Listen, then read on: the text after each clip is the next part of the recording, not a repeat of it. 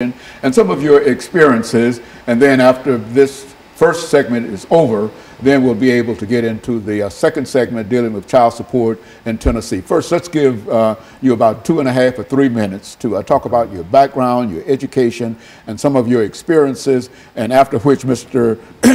Hawkins will do the same. All right. My name is JWatkins. I'm a 44-year-old male. My background is I'm a president of the Dads Against Destruction. It's a program we try to help dads change their lives around to making better choices and decisions where they're going in life.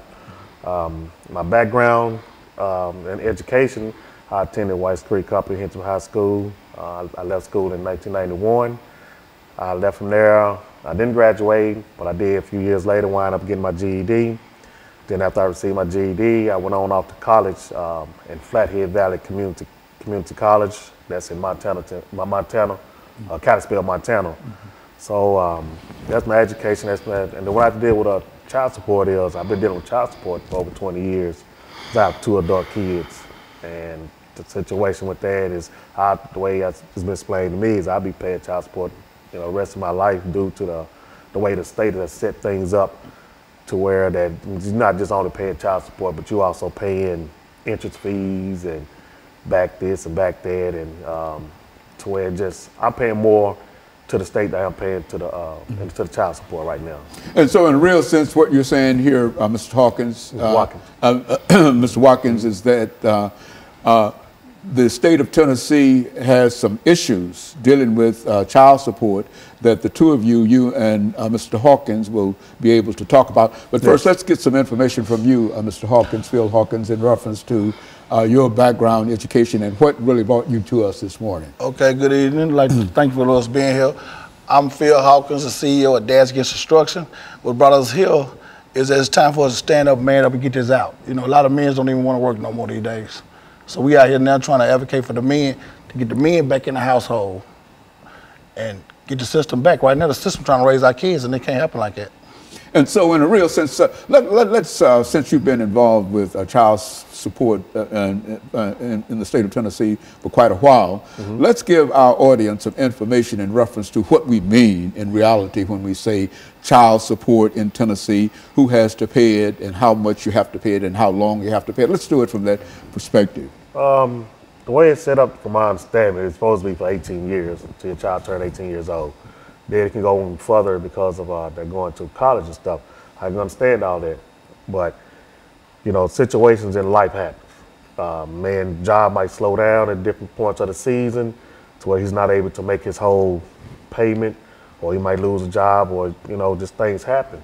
But that doesn't stop child support from running, and as it keeps running, if you miss, it's like a credit. If you miss a payment, if you don't pay your whole full balance, they're gonna charge you a late fee. And this is how I feel about it, because I'm paying late fees every day, all day long, because of I'm just might be slow on getting the payment, makes me slow at work and stuff, and I'm not even making a payment. But it's just a system to where it's like it makes you feel like the state getting more out of it than the child is. And so, Mr. Hawkins, what we're saying is that when we talk about child support, we're not just talking about a simple kind of thing of buying diapers and baby food and et cetera for a certain time. But I think as Mr. Watkins has indicated, that he has been involved in it for more than 18, 20 odd years. And so, what we're going to do, Mr. Hawkins, is to take this first commercial break. We've got about a half a minute. And when we come back, we want you to talk about child support in the state of Tennessee by defining what we mean when we talk about child support and the impact that child support is having upon individuals. When we come back, you give us some statements in reference to your background, your education, and some of your experiences, and then we'll get into that part of it, and that will allow us to first get a definition. Because I think a large number of folks, when they think about child support, generally think in terms of buying baby bottles and et cetera and et cetera. But it seems that we're talking about something that lasts 14, 15, 20 years. And I think that's a different situation. And so when we come back, Phil, what we'll do is to allow you to start us off. And we'll be back with our audience following this very, very short commercial break. About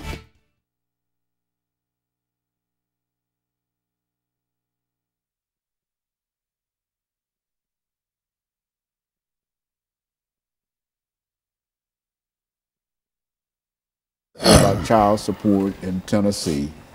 This is where you start, because you're going to have 4 minutes at least before you turn it over to him. You listen to what he's saying, and anything that you think that you might be able to elaborate upon or whatever, or to expand it or whatever. I'm learning something, because I was of the impression that child support, you know, I know there might be some situations in reference to it, but I didn't know it was a lifelong kind of situation. A judge told me, he said, you'll be paying child support the rest of your life. One way or the other. Yeah. Is that program? What he told me. Yeah, program where the man can't win. Well, that's what, if y'all see some problems with the issue of child support and et cetera, we're not talking about something that we're trying to neglect children or whatever, and et cetera. But what we're trying to indicate is that it creates a problem for... big problem. I'm out now trying to get a bill passed, a law passed, to give men 90 days. Okay. Okay, so anytime you're ready. Then. Okay, so we're going to come back and...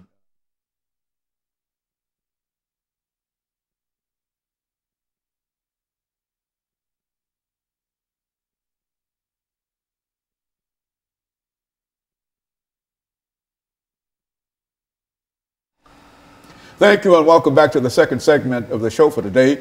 The topic is child support in Tennessee, and we have with us to talk about child support in Tennessee, Mr. James Watkins and Mr. Phil Hawkins. And so, Mr. Hawkins, let's see if we can get some information from you, because we were unable to get it the last time, from you in reference to your background, your education, and some of your experiences that led you to us this morning, and then make some statements in reference to child support in Tennessee, and then we'll move to Mr. Watkins and allow him to sort of finish this segment for the morning. Okay.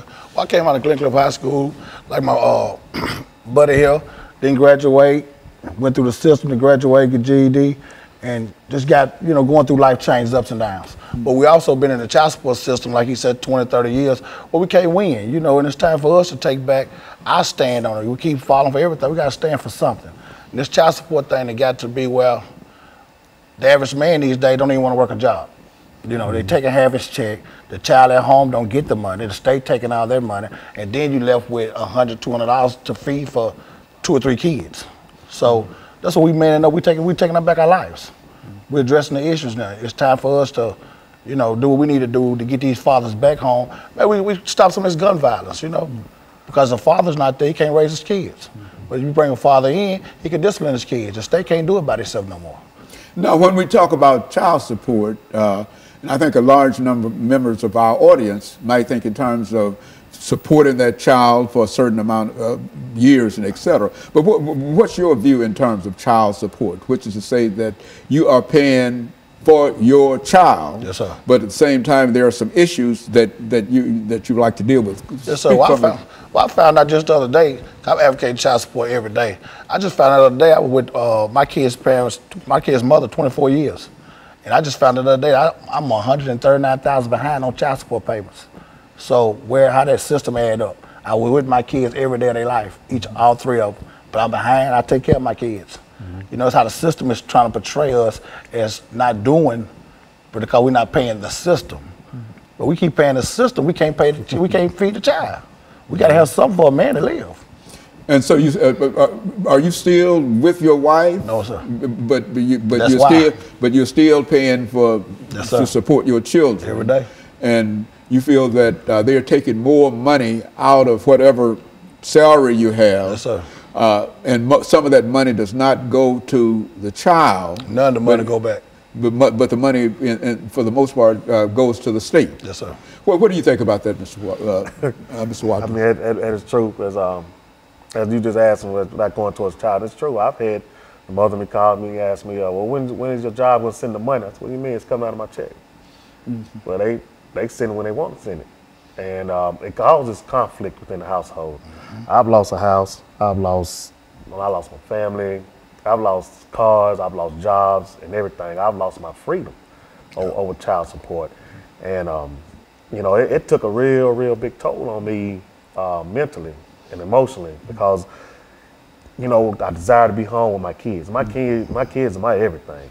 And to take me out of my home because I fell behind on a bill, you know, that's like, come on, man, you're not just taking me out of home. What do you mean when you say to take you out of your home? How does that? When you take a person out of home, when you take a person's job from them, what is that man gonna do? He's gonna wind up trying to figure out a way to go out here and get some money. Right. Because if you love your kids, you're gonna revert to anything and the means necessary to get money to feed your kids or do what you can do. So yes, I've made some choices in life to where I started going towards the street life. Because of why? Because every time I turned around, I was getting harassed. I was getting harassed by the judges to the point to where they was like, well, this is the state law.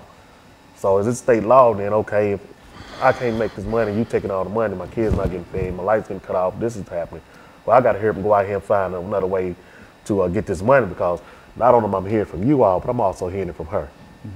You know, and when that's all that comes into play, it pushes a man outside that household to where he's looking to where, like, man, what am I gonna do? So when we sit up here, we look at these other young men out here on these streets and they trying to do different things. You know, when I talk, when the first thing come out of their mouth, man, I gotta feed my kids, man. And you know, it's like that's where that destruction come in. So me and PHawkins, we have been through it and we have fought through many things to try to maintain a fatherly relationship with our kids and everything, which we still do. Just because they took us out the home don't mean we still ain't in our kids' lives. But we still try to you know, educate the younger men, the future and everything to, hey, we're gonna try to get some help because I know where you've been, I know where you're going and stuff. So, Phil, when you think in terms of child support in Tennessee, what would you consider to be the most destructive thing that the state of Tennessee is doing in order to either help you or prevent you from really supporting your children? I mean, the first thing they're doing, they need to let the dads or father be a father. The state cannot raise or come in a household and raise kids. And that's what they're doing. They make sure the father's not there by leading the mother wrong. Make sure the father not there. So there you go. You got a son and daughter just being raised by the system. And we already know that's going to lead to a broken cycle. So we out here now trying to bring that cycle to fix the broken cycle. You know, to get this right, bring the fathers back in the home, take care of the kids, take care of their families. It's just a man-up process. You know, we need help with it. And so if the state is paying that household child support, the father cannot be in the household. Is that what we're saying? That's right. And so which means that I think, as you were indicating, Mr. Watkins, that sort of pushes you out into the street. Yeah, you see, in order for her to receive. A man is going to try to figure out some way to not only that you push that man outside that household, but he also got to go find a house to where he got to stay now. Right. So that's another bill. That's another situation where he got to, like, okay, he got to go and try to wind up in a shelter. You're going to wind up in a hotel. You're going to wind up in a friend's house. When you bouncing around in different places, trying to live and trying to provide and stuff, it takes away your self-esteem. Downhill spiral. Yeah, and that's what we call destruction. Yeah. So it's when you know, it does a lot of good, but then also it does a lot of harm too. Because when you take that man out of that household, then you got these young boys running around here. And then you telling me I can't discipline my child. Then you go to school, you get in trouble, you get secret indictments out on you because of you discipline your child because your child stayed there. Well, the man in the household doing something wrong, so let's get him out of there. No, not every man is doing something destructive to tear his child down. So there is, over the last 22 seconds we have in this segment, there is no father in a household where there is child support. Right. Okay. And the ones there, the state still want their money too. Yeah. So no way about it. And that creates a real problem. And of course, what we'll do, we'll take this second commercial break, and we'll be back with our audience following this very, very short commercial break.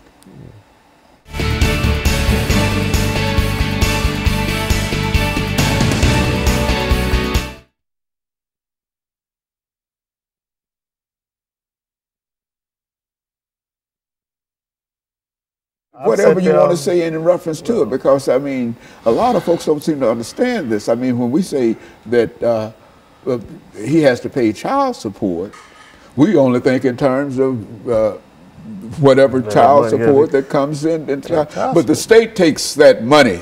Yeah. If you got a job, the state takes your money before you get your money. Yeah, child support is not just taking money from you. Child support is being in that child's life.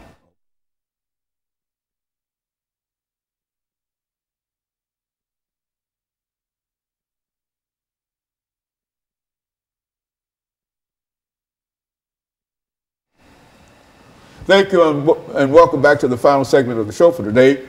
We're talking to Mr. Hawkins and Mr. Watkins in reference to child support in the state of Tennessee. And let's see, Phil, if we can pick up with you this morning, and to have you to talk to our audience this morning about some of the issues that you have to face if you have to pay child support, and how long that child support can be, and et cetera. And then you say as much as you wish to about it over the next 10 minutes. And then Mr. Watkins will end us for the day with some of his observations in reference to it. Let's do it from that perspective. Right now, child support, currently you got to pay child support as long as that child is attending high school or they go to college, you still got to pay child support. And which in terms of that, it hurts the father, it hurts the whole family. We're trying to keep families together. We keep unity in the family, the mom and dad not arguing, everybody having, getting along. The kids can be more productive going to school. They're not listening to argument all night. The dad and mom having, everything going all right. But with this child support, how it is now, it's just too much chaos in the home. The father not making the money he's supposed to make. He better can take care of himself. Then the state taking half his check, so he coming home with a half a check to take care of this family of 3 and 4. So that leads them to a broken cycle of despair. I mean, alcoholism, drug addiction, all that, comes in a part of it because the man get to the man, what can I do? I'm just out here, And we're just trying to change a lot of that. We got a program now. We're trying to do it 90 days. Get each father 90 days. No child support. 90 days to get themselves together. Get a job, get yourself together, stand up. And then the child support can start taking something out, work out a little modification program with the father. What you can still get a mother $100 a month. But that's a whole lot better than taking a man half a man check. It's giving a man some kind of hope that he can be productive, he can go home, he can buy his kids a decent pair of shoes, diapers or whatnot. But right now how they got it, we just losing battle. We have to reform this. And so, Mr. Watkins, there are a large number of men, not only African-American men, but specifically we're concerned about African-American men today in reference to what we're talking about here. But there are a large number of African-American men that get caught up in this system of child support. If they get a job, you're telling us, then whatever that pay is, the state intervenes and takes part of that money before he can get the. Is that what we're saying here? Yes. Talk about that. When a man goes to court, I've been in a court situation where a judge actually told me, I'm living in the household with my kids, the mother and everything, and asked me if I pay child support, and I said, yeah. I'm thinking they're going to say, okay, you in the household, so we're going to stop it. He asked the mother, was he helping? He told me, yeah. Turn around, the judge told me keep paying. That's just one of the situations. Another situation is when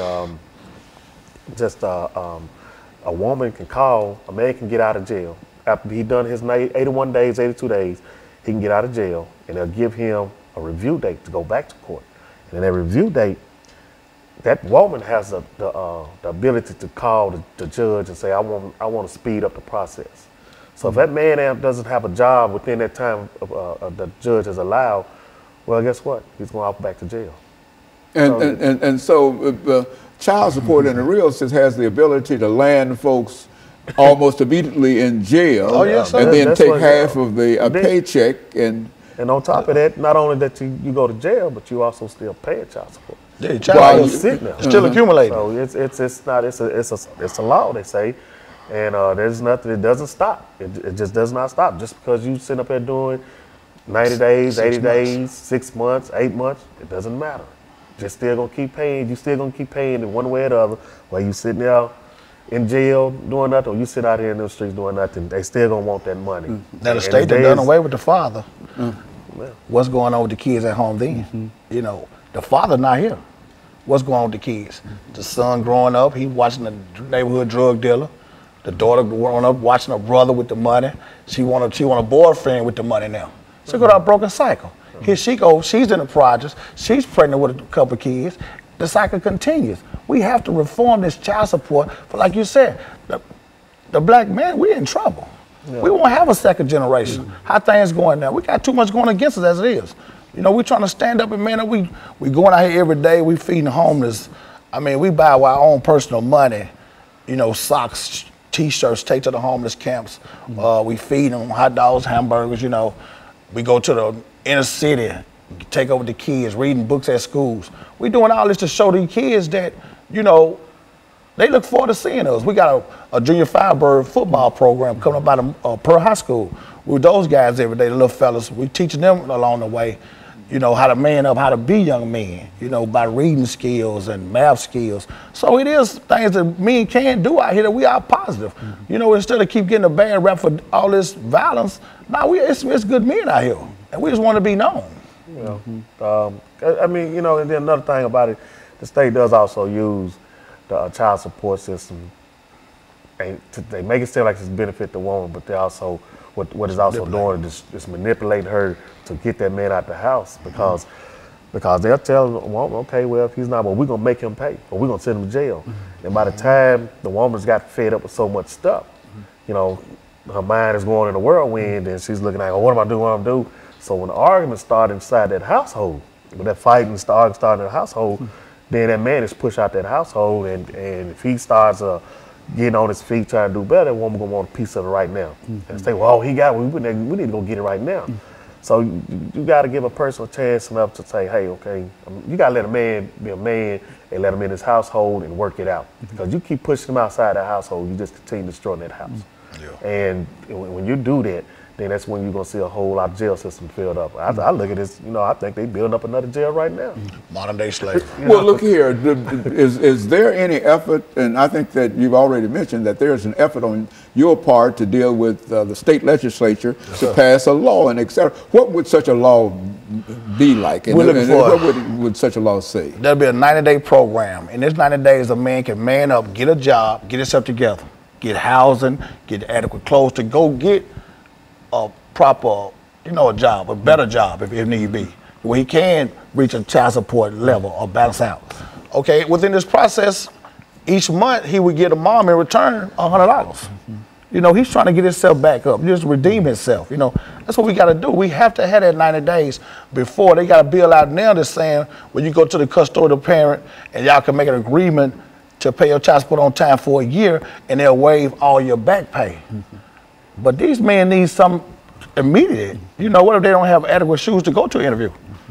Give them a chance to get on their feet where they can be productive citizens and then go into it. A person who might be arrested, Mr. Watkins, we're saying, for not paying child support, that he serves his time, and as soon as he's out of jail, he's been in jail for whatever that time might be, and as soon as he's out of jail, he has to immediately start paying child support. That's right. Is that what we're saying? And that's why you feel that there ought to be some kind of reform within the system. Help us out. We gotta give us a time frame. You know, 90 days. We can get out, get on our feet, get a nice decent job, get adequate clothing. You know, to be productive. You just coming out of jail, you behind. You know, everybody needs assistance. Sometimes there's a lot of men who didn't choose the right path, but a lot of men who have. You have men in the household that's all working, that's all taking care of their kids, and they still is in the child support system. You know, so it's a no-win situation for us. So it's a real problem when a mother decides that she's going to have that individual, her husband, to pay child support, that it's created a real problem for him. Is that what? Oh yeah, because you're taking the man's self-esteem away from him, because you know, a man that's living inside a household, taking care of his kid, prides himself off of that. You know, and when you keep talking about money, and then this man go out and work a legal job, and you make him feel like, hey, it's not enough money. You know, you taking his self-esteem down to where that'll break a man down to the point where he stopped doing other things. And like I said, destruction could come to where you could be turned to an alcoholic or drug.